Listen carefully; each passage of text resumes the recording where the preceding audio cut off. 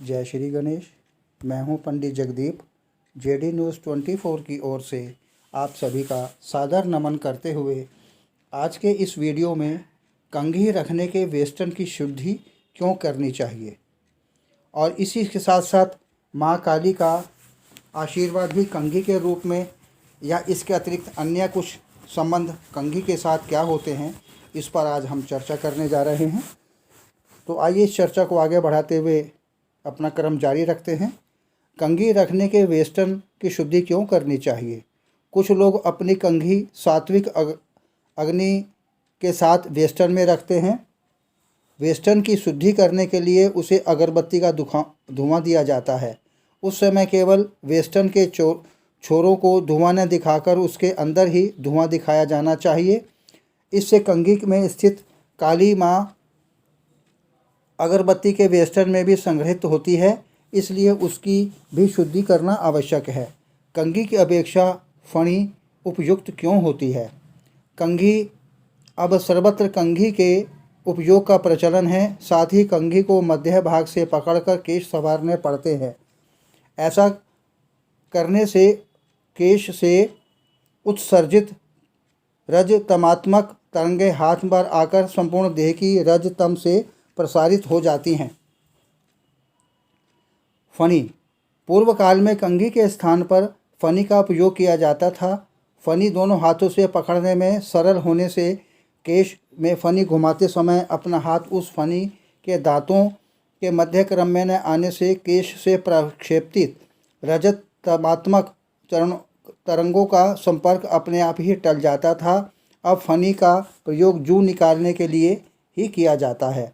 फणी से केश संवारने पर काली शक्ति का वेग से आकर्षित होकर बाहर प्रक्षिप्त होता है और आवरण न्यून हो जाता है।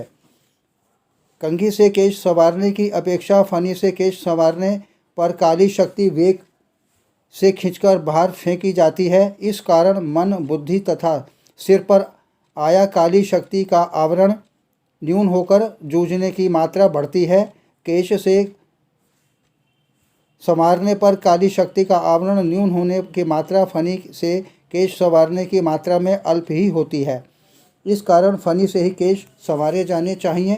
लकड़ी की श्रृंगार पेटी का महत्व। लकड़ी की श्रृंगार पेटी यानी कि फणी घर में ही यह सामग्री कुमकुम, मोम, फणी आदि रखी होने से लकड़ी में सुप्त अग्नि के कारण वह सामग्री शुद्ध भी रहती है।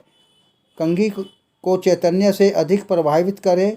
कंघी को शुद्ध करने की आवश्यकता में विद्यमान रजत आत्मक तरंगों का प्रभाव कंघी पर भी होता है, इसलिए कंघी सर्वदा स्वच्छ और चैतन्यमयी रखनी चाहिए। सिर से स्नान करने पर बिन धुली अथवा शुद्ध न की गई कंघी से केश नहीं संवारने चाहिए। आगे दी हुई पद्धति से कंघी स्थूल और सूक्ष्म से स्वच्छ करनी चाहिए। केश संवारने के पश्चात कंघी सर्वदा पानी से धोएं और सिर से स्नान करने के दिन केश संवारने से पूर्व कंघी साबुन आदि से धोनी चाहिए। तत्पश्चात उसे खड़ा नमक, गौमूत्र अथवा विभूति के मिश्रण वाले पानी से धोकर धूप में सुखाएं। कंघी सात्विक अगरबत्ती के वेस्टर्न में ही रखनी चाहिए। प्रतिदिन कंघी को विभूति लगाने और उसके रखे के अगरबत्ती के वेस्टर्न की सात्विक अगरबत्ती का धुआं दिखाएं। केश कंघी से संवारने के पश्चात वह काली शक्ति से प्रभावित होना तथा उसे अगरबत्ती के वेस्टर्न में रखने पर चैतन्यमयी हो जाने से पुनः उपयोग में लाना। केश संवारने के पश्चात कंघी काली शक्ति से प्रभावित हुई लगती है। उस कंघी से पुनः केश संवारने पर केश में काली शक्ति आती है। इस पर उपाय के रूप में केश संवारने के पश्चात कंघी सात्विक अगरबत्ती के वेस्टर्न में रखी जानी चाहिए। तब कंघी की काली शक्ति नष्ट होकर उसमें चैतन्य निर्मित होता है।